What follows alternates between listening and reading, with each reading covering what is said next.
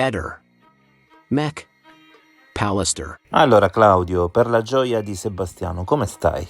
Come sa, potrebbe essere peggio, anzi di più. No. Da tempo c'è chi porta avanti la convinzione che a passare sotto la telecamera di via Damiano Chiesa non sia Liliana Resinovic, bensì una sosia. Noi però sappiamo che alle 8:22 Liliana da casa fa una chiamata a Claudio, quindi è viva e vegeta. A questo punto, se si fosse andati al momento della richiesta di archiviazione davanti al giudice con questa teoria, probabilmente il caso sarebbe ormai morto e sepolto da tempo. Noi però sappiamo anche che inizialmente un inquirente guarda bene tutte le immagini registrate dalla telecamera di via Damiano Chiesa e non trova Liliana. Poi, qualche giorno dopo, invece Liliana, come per magia, apparirà in quelle registrazioni, cosa che io ho già ripetuto 2 anni fa. Allora, se volessimo andare a fare una ricostruzione complottistica, dovremmo pensare che se Liliana è morta in casa, magari soffocata proprio col cuscino, la vera Liliana non è mai uscita di casa e non è mai stata ripresa dalle telecamere di via Damiano Chiesa, ed ecco perché l'inquirente non la notò.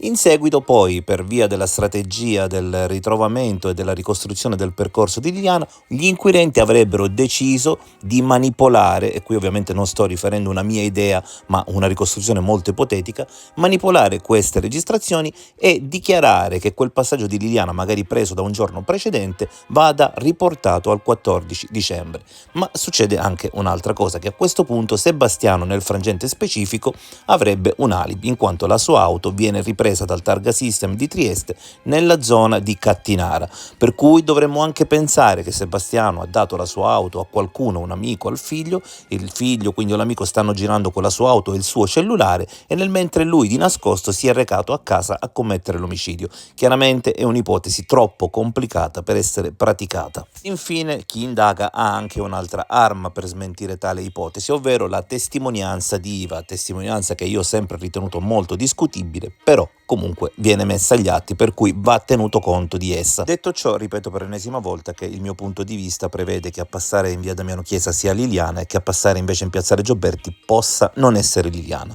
Claudio, invece tu cosa ne pensi? Ma diciamo sì e no, sulle prime immagini, sulle prime volte che abbiamo visto queste immagini sembrava sicuramente lei. Poi ci sono venuti dei dubbi, delle titubanze, e ne vengono fuori continuamente di altre, se vogliamo, cioè a voler controllare praticamente immagine per immagine, che questo è un lavoro che mi sembra vuole essere fatto. Sono alcune perplessità serie. Di certo non c'è ancora niente, in parole povere, dopo 3 anni e rotti, questo è.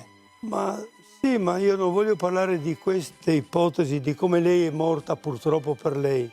Io parto dalla fine e parto da come lei è stata trovata. Per me la pistola fumante ancora adesso è il pezzo di cordino che lei aveva addosso, che viene sicuramente da casa sua ed è stato portato là in una sceneggiata, quello era l'ultimo atto.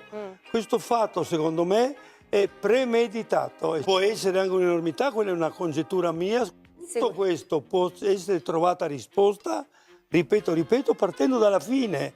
Chi l'ha portata là? Come e perché? Però E perché aveva addosso un cordino da casa? Claudio, ti piace sentire parlare Sebastiano? Mi fa vomitare un poco meno. Lui continua a parlare di, soprattutto, soffitte, cantine, eccetera, botole a casa mia, cosa che in tutte le case rurali, la mia è una casa rurale, rimessa un poco a posto da me. Eccolo appunto, e dopo io idiota, ho il corpo di Liliana, portato là chissà come, e facendomi vedere casa mia è attorniata da palazzi, da palazzine. Uno sulla finestra a vedermi trascinare un corpo, ci sarà o no? Nel cortile per entrare in casa bisogna fare a piedi 15 metri. Ma dopo io idiota, come la porto dove è stata trovata? Però Claudio, se perché è una botola innocua, perché porta nel niente. Il fatto di non aver mai indagato Sebastiano gli ha permesso di andare in giro in TV a raccontare tante belle storielle, ad esempio quella secondo la quale non esiste assolutamente nessuna storia tra Liliana e Claudio. Lui giustamente dice la sua e va bene. C'è un passaggio nella richiesta di archiviazione della procura dove la procura, quindi i familiari o l'avvocato, in modo molto cristallino, poche parole, dice che Liliana era dentro un matrimonio per lei evidentemente non soddisfacente. Questo lo dice la procura. Matrimonio evidentemente non soddisfacente. Nel febbraio del 2020. Quindi ha sentito le persone e dice questo. C'è un'altra cosa importante però, che noi abbiamo le parole e i pensieri di Lilli, perché forse si dimentica che c'è una consulenza informatica dove vengono estrapolati tutte le ricerche che fa Lilli, tutto quello che fa Lilli. Non troviamo mai psicologo, non troviamo mai sacchi neri, farmaci, suicidio, vicino, parenti del suicidio, non troviamo niente. Troviamo più volte come divorziare senza avvocato, come divorziare dal marito. Nel nostro ordinamento è questo, perché non si divorzia dall'amante.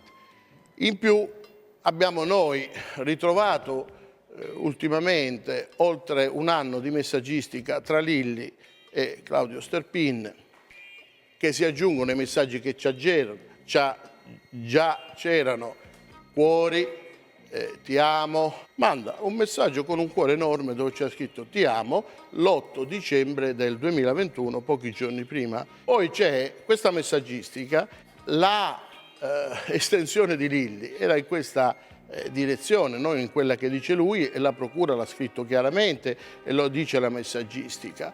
Questo perché? Perché poi si aggiunge a un fatto che Sebastiano compie, fa una cosa. Lui, prima di andare in questura a denunciare la scomparsa della moglie, blocca un numero di telefono.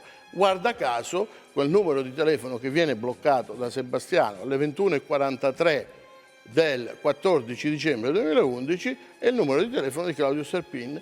Lui, attenzione, lui con questo numero di telefono ci parla 11 secondi alle 14:56 del pomeriggio della scomparsa. Poi lo giustifica dicendo no, l'ho bloccato perché era uno stalker, era un molestatore, uno che ansimava. Anzi, doveva essere la prima cosa che dovevi consegnare agli investigatori, anche perché in quell'occasione tu denunci la scomparsa e devi dare tutti gli elementi, anche perché lui dice sono seriamente preoccupato già alle 16,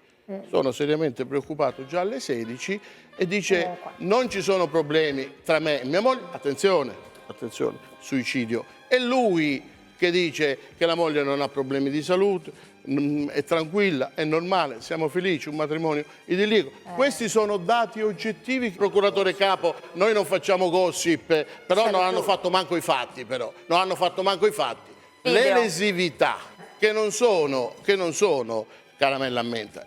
Il viso di Lilli è quello di un pugile a fine incontro. Lo dice Vittorio Fineschi, il medico legale come Vittorio Fineschi non può confondere le petecchie da altre cose. Ma stiamo scherzando? Ma stiamo parlando del Gotha, della medicina legale. Ehi, non dimenticare di iscriverti a questo canale.